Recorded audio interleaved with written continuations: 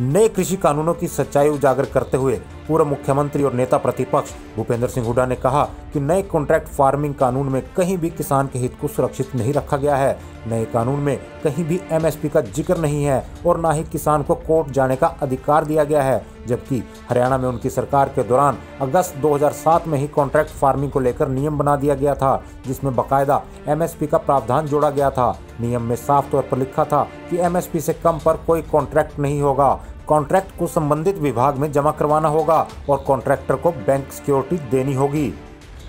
In these act जो इन्होंने कानून पास किए हैं उसमें कोई रिफॉर्म की रिफ्लेक्शन नहीं है, तो दे शुड विड्रॉ दिस और पार्लियामेंट का सेशन बुलाकर डिस्कस कर लें क्या रिफॉर्म लाना चाहते हैं। अगर वो it is the interest of farmers, we would welcome it.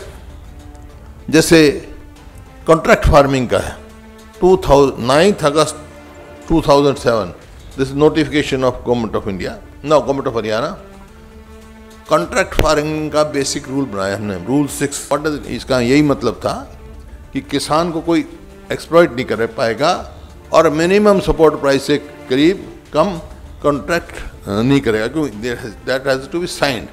तो अब जो आया है इसमें कोई ऐसा प्रोविजन नहीं है, ऐसी सेफ्टी किसान की नहीं है। पूर्व मुख्यमंत्री ने कहा कि बीजेपी लगातार कांग्रेस के घोषणा पत्र में एपीएमसी खत्म करने की बात कहकर जनता को गुमराह कर रही है, जबकि कांग्रेस के घोषणा पत्र में एपीएमसी में सुधार और मंडियों के विस्तारीकरण की बात कही गई थी।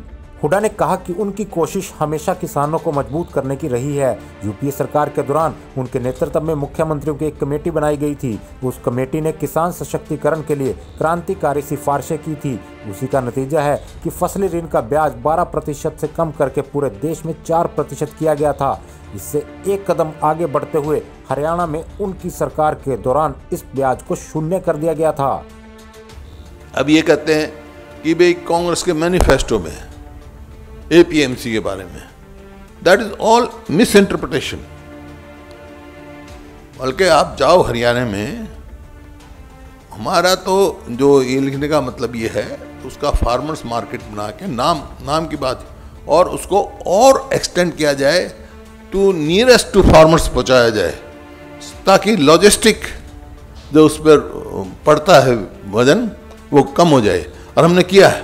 I became chairman, then I recommended कि nowhere in India short-term loan should be more than 4%. Now it was accepted and it is being implemented. No bank can charge, whether it is cooperative or whether it is nationalized, क्योंकि nationalized और दूसरे bank जो है ना बहुत charge करते थे, whether it is private bank, जो क्रॉप लोन पे जो फार्मर्स टाइम पे वापस देगा 4% से ज़्यादा चार्ज नहीं कर सकते। And when it was decided तो I went one step ahead. आज हरियाणा में क्रॉप लोन पे 0% इंटरेस्ट है। Any farmer returning in time he doesn't have to pay any interest, because Haryana government base subvention करती है।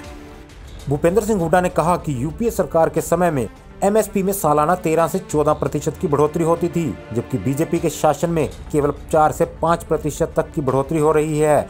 किसान की लागत लगातार बढ़ती जा रही है, लेकिन उसके मुकाबले एमएसपी में बढ़ोतरी ना के बराबर होती है। इसलिए देश और प्रदेश का किसान आज आंदोलनरत है और एक जिम्मेदार विपक्ष होने के नाते कांग्रेस किसान के साथ खड़ी है। जैसे इन यूपीए टाइम एवरेज जो है वो 13% या 14% आती थी इंक्रीज।